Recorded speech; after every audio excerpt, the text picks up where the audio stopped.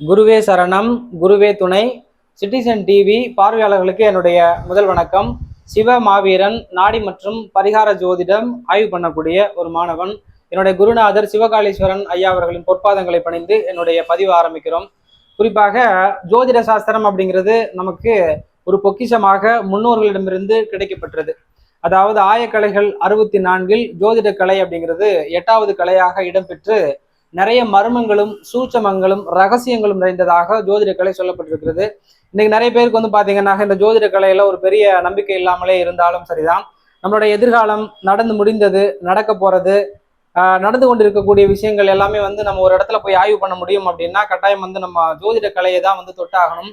இன்னைக்கு ஜோதிடத்துல ஒரு நாளும் கோளும் பார்த்து நிறைய பாத்தீங்கன்னாக்க ஒரு சில விஷயங்கள் நகர்த்தி சாதனை படிச்சவங்களும் சரிதான், நிறைய நன்மை செஞ்சவங்களும் சரிதான், நிறைய சுபகாரியங்களும் பாத்தீங்கன்னா நிறைவு பெற்றிருக்கு அப்படிங்கறத நம்ம பதிவு பண்ணணும். குறிப்பாக ஒரு ஜோதிட கலை அப்படிங்கிறது நம்மளுடைய ஒரு மனிதர்களுடைய தடுமாற்றங்களை சரி செய்ய நமக்கு ஜோதிட கலை அப்படிங்கிறது கட்டாயம் உதவியாக இருக்கும். அந்த வகையில ஜோதிடம் அப்படிங்கிறது என்ன அப்படின்னா ஜோதி பிளஸ் இடம். ஜோதி அப்படிங்கிறது பாத்தீங்கன்னாக்க நம்ம ஒரு ஜோதியை கையில் எடுத்துக்கிட்டு ஒரு இடத்த போகும்பொழுது நமக்கு தேவையான இடம் பாத்தீங்கன்னாக்க நமக்கு தேவையான பொருளாக இருந்தாலும் சரிதான். எப்படி ஒரு இருட்டு அறைக்குள்ள போகும்பொழுது நம்ம வெறும் கையோட போறதுக்கும் ஒரு ஜோதியோட போறதுக்கும் வித்தியாசம் இருக்குது. இந்த ஜோதிடம் அப்படிங்கிறது அதை பத்தில சில புரிதல்களை எடுத்துக்கொண்டு நம்மளுடைய வாழ்க்கையை பயணிக்க போறோம். அப்படிதான் இப்போ ஒரு திருமணமாக இருந்தாலும் சரிதான், ஒரு வேலை சம்பந்தமாக இருந்தாலும் சரிதான், ஒரு குழந்தை சம்பந்தப்பட்டதோ அல்லது ஒரு சுபகாரியங்கள் நன்மை தீமைகளுக்கு நம்ம ஜோதிட சாஸ்திரத்தை அணுகி அதன் மூலமாக ஒரு சில விஷயங்களை தெரிந்து கொள்ளும் பொழுது, அதன் மூலமாக ஆரம்பிக்கும் பொழுது அந்த விஷயம் நமக்கும் ஒரு மனநிறைவு தருகிறது, அந்த விஷயம் முழுமையடைகிறது அப்படிங்கிறது பாத்தீங்கன்னா ஜோதிடத்துல நம்பப்படக்கூடிய ஒரு விஷயம். அந்த வகையில இந்த ஜோதிட சாஸ்திரம் பிரபஞ்சத்தோடு ஒன்றோடு ஒன்று தொடர்புடையது. இந்த பஞ்சபூதங்களுக்கும் நவகிரகங்களுக்கும் நம்ம பயன்படுத்தக்கூடிய ஒவ்வொரு பொருள்களுக்கும் நம்ம தங்கி இருக்கக்கூடிய இடங்கள், ஒரு அபார்ட்மெண்டா இருந்தாலும் சரிதான், ஒரு ஆபீஸா இருந்தாலும் சரிதான், ஒரு வீடாக இருந்தாலும் சரிதான், அந்த வீட்டுல பாத்தீங்கன்னாக்கா அந்த நவகிரகங்களுடைய பரிபாலனங்கள் நடந்து கொண்டே இருக்கும்.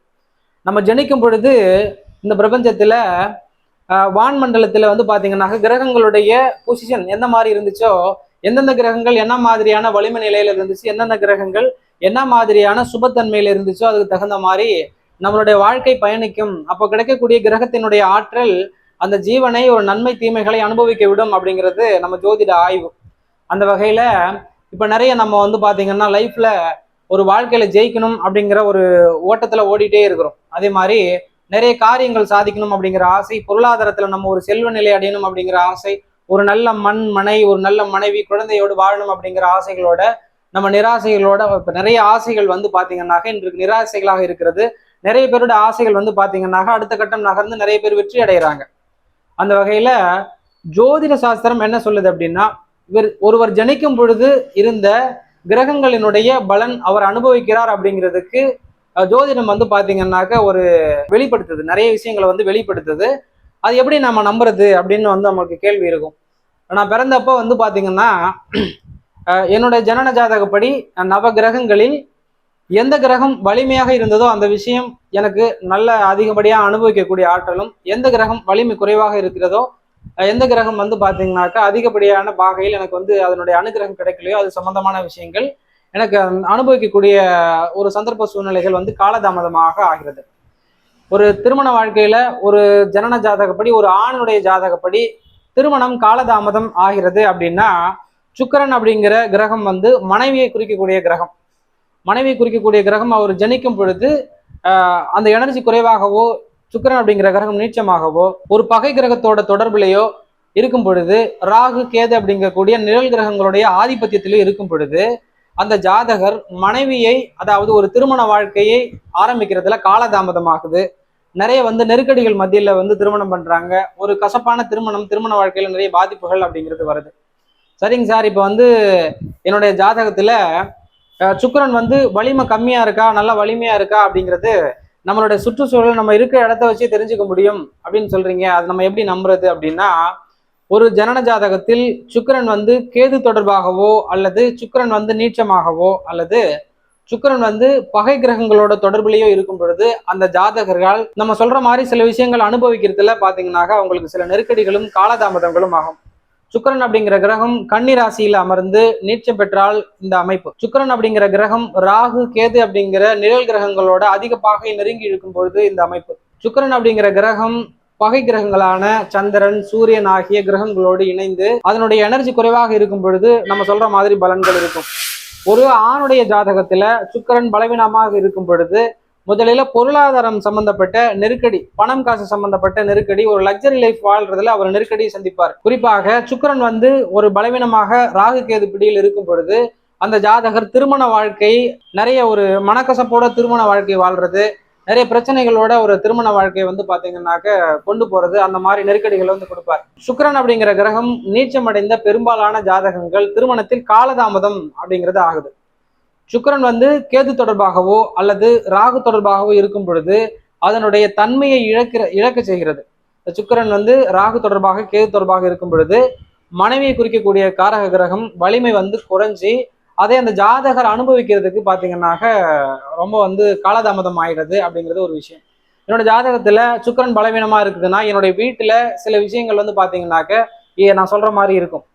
ஒருவருடைய ஜனன ஜாதகத்துல சுக்கிரன் கேது ஆகிய கிரகங்கள் ஒரே ராசியில் அமர்ந்தால் அந்த ஜாதகருக்கு பணம் காசு மொத்தமாக போய் முடங்கிடும். பணம் காசு பாத்தீங்கன்னாக்க கையில புழங்காது. அதாவது கேஷ் ஃப்ளோ அப்படிங்கிறது பாத்தீங்கன்னா இருக்காது. மொத்தமா பாத்தீங்கன்னாக்க சுக்கிரன் அப்படிங்கிற கிரகம் ஒரு லக்ஸரி லைஃப், ஒரு அழகான தோற்றத்தையும் ஆடம்பரமான வாழ்க்கையும் கொடுக்கக்கூடியது, ஒரு நல்ல வீடு கட்டி வாழக்கூடியது, ஒரு 4 சக்கர வாகனத்துக்கு யோகமா இருக்கக்கூடியது சுக்கிரன். சுக்கிரன் பலகீனமாக இருக்கக்கூடிய பெரும்பாலான ஜாதகங்கள் 4 சக்கர வாகனம், ஒரு கார் வாங்கி வச்சு ஓட்டுற யோகம் அப்படிங்கிறது குறைவாகவும், ஒரு 2 வீலரே பாத்தீங்கன்னாக்கா ஒரு புதுசா நல்லா ஒரு ஜம்முன்னு பாக்குற மாதிரி தோரணையான 2 வீலர் வச்சு வாங்கி ஓட்டுற மாதிரியான யோகமும் பாத்தீங்கன்னாக்கா உங்களுக்கு காலதாமதமாக கிடைக்கும். அது மாதிரி சுக்கிரன் கேது தொடர்பாக இருக்கும் பொழுது பெரும்பாலான ஜாதகங்கள்ல அவங்களுடைய வீட்டின் சமையலறை ரொம்ப குறுகலாக இருக்கிறத நம்மளால பார்க்க முடியும். அது மாதிரி சுக்கிரன் கேது தொடர்பாக இருக்கும் பொழுது சுக்கிரன் அப்படிங்கிறது ஒரு பையை குறிக்கும். அதாவது ஒரு ஆணுடைய ஜாதகத்திலும் சரிதான், பெண்ணுடைய ஜாதகத்திலும் சரிதான். ஒரு ஆணுடைய ஜாதகத்துல விதை பை அப்படின்னு சொல்லக்கூடிய ஹார்மோன் சம்பந்தப்பட்டு பாத்தீங்கன்னாக்க ஒரு சில ஹார்மோன் சம்பந்தப்பட்ட விஷயங்களை சுக்கிர பகவான் ஆதிக்கம் செய்கிறாரு.